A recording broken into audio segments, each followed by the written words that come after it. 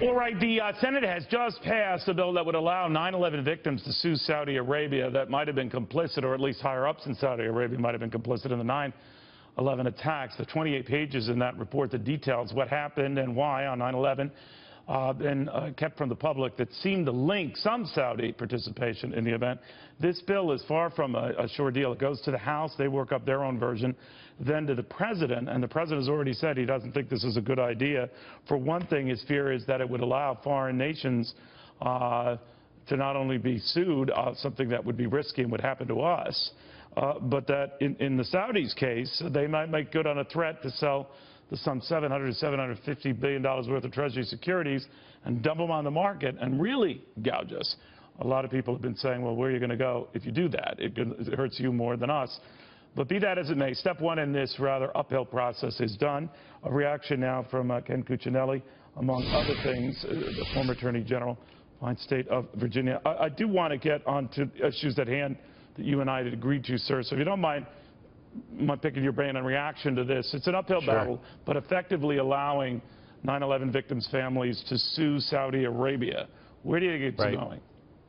Well, whenever you start allowing sovereign nations to get sued, you have certain problems. But if you look at what has happened with Iran in particular, and their and the ability of victims to get at them in the United States, that has actually worked out, in my view, very well as a policy matter. It gives them some recourse where it doesn't normally exist.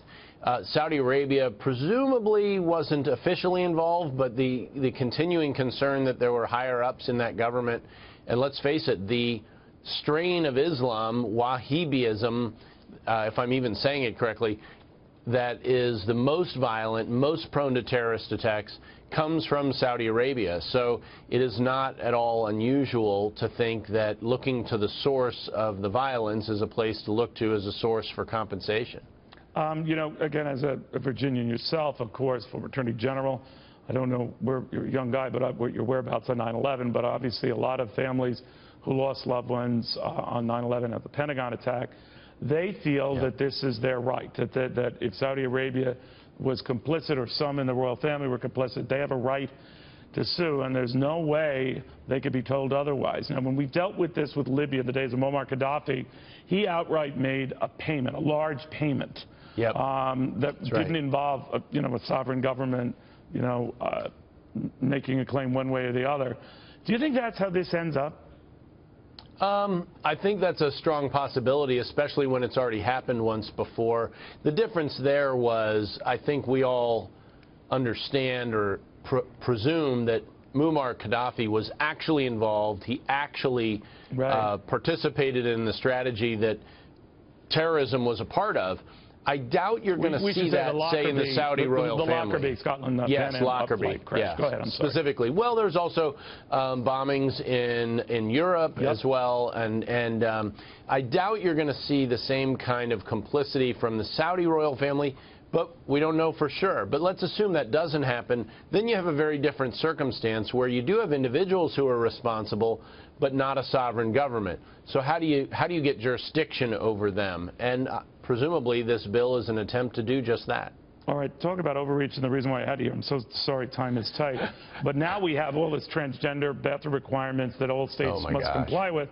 And I'm just wondering, to do that, if you're a school system, I don't know whether it's the case in Virginia, whatever, to bring everyone up to code, the money's going to have to come from monies that you were planning to do other things, right? Computer classes or the likes. Hire teachers. Yeah, so what happens? Well, first of all, there is sort of a collision here, and there are going to be a lot of districts, schools, and states that not only drag their feet, but just flat out oppose. There will be states and school districts that say, you say you're going to take our money? Do it. And we'll see what happens. Frankly, I don't think Obama's going to be in office long enough for him to execute on that threat. And it's going to be, oddly enough, bathrooms are now a federal issue, and it's going to be part of a presidential race. Unless Donald Trump changes course, there won't be much difference between the two of them, though I suspect that Hillary Clinton will feel more pressure to carry on the Obama bathroom legacy. Amazing. And Donald Trump will not feel that pressure. I don't know, but I just think whatever your views on transgenders, I'm not biased against them. I'm just saying there seem to be far more pressing immediate issues. Like that you would think so. Like that terror one we alluded to. But Ken, thanks for your patience and all these breaking news developments. Much appreciated. Yeah, it's a big deal. You're a good sport. Ken Cuccinelli.